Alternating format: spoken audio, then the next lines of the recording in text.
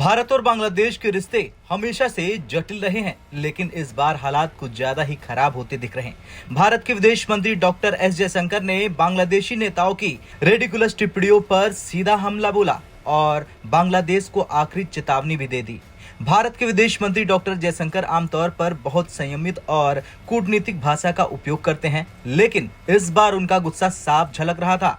उन्होंने बांग्लादेशी सरकार के दोहरे रवैये पर सवाल उठाते हुए ये कह दिया कि बांग्लादेश एक तरफ से भारत से अच्छे संबंध बनाना चाहता है और दूसरी तरफ हर छोटी बड़ी समस्या के लिए भारत को दोषी ठहराता है।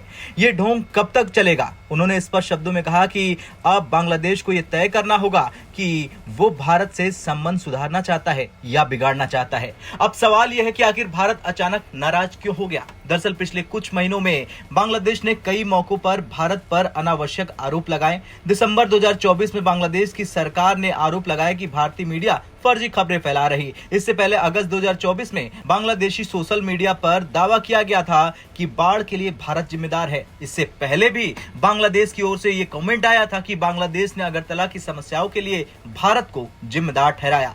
इतना सब कुछ होने के बावजूद भारत ने हमेशा बांग्लादेश की मदद की है। कुछ उदाहरण समझ लेते हैं। पिछले साल भारत ने 2 लाख टन चावल बांग्लादेश को भेजा। 2025 की शुरुआत में ही भारत ने 3 लाख टन अतिरिक्त चावल बांग्लादेश को देने का समझौता किया, लेकिन बांग्लादेश सरकार इस सहायता के बावजूद भारत को ही दोषी ठहराने में लगी हुई है। जयशंकर के बयान के कुछ घंटों बाद ही बांग्लादेश के विदेश मामलों के सलाहकार तौहीद हुसैन ने पलटवार किया। उन्होंने कहा कि हमें अपने आंतरिक मामलों में भारत की दखलंदाजी नहीं चाहिए, ठीक वैसे ही जैसे भारत अपनी अल्पसंख्यकों की समस्या को अपना मुद्दा मानता है। सीधे शब्दों में कहे तो बांग्लादेश ने भारत को चुप रहने के लिए कह दिया।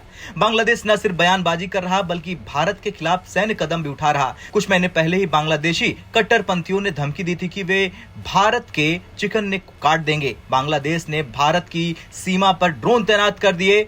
बांग्लादेश ने पाकिस्तान के साथ मिलकर रणनीतिक गठजोड़ बनाने की कोशिश भी की। इसके बावजूद भारत ने अब तक संयम बरता है, लेकिन अब ऐसा लगता है कि भारत के सब्र का बांध टूट रहा। डॉक्टर जयशंकर की फाइनल वार्निंग कोई साधारण बयान नहीं है। यह संकेत है कि अगर बांग्लादेश अपनी नीति में बदलाव नहीं लाता है तो भारत को कड़े कदम उठाने पड़ सकते हैं। खैर, कुछ भी हो, भारत के पास कई विकल्प हैं। बांग्लादेश भारत पर व्यापार के लिए निर्भर है। भारत चाहे तो निर्यात रोक सकता है। भारत बांग्लादेश सरकार पर कूटनीतिक दबाव डाल सकता है। भारत सीमा पर कड़े सुरक्षा उपाय लागू कर सकता है।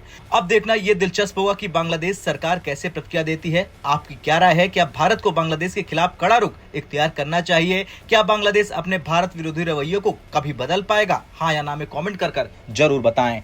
ब्यूरो रिपोर्ट, भारत तक।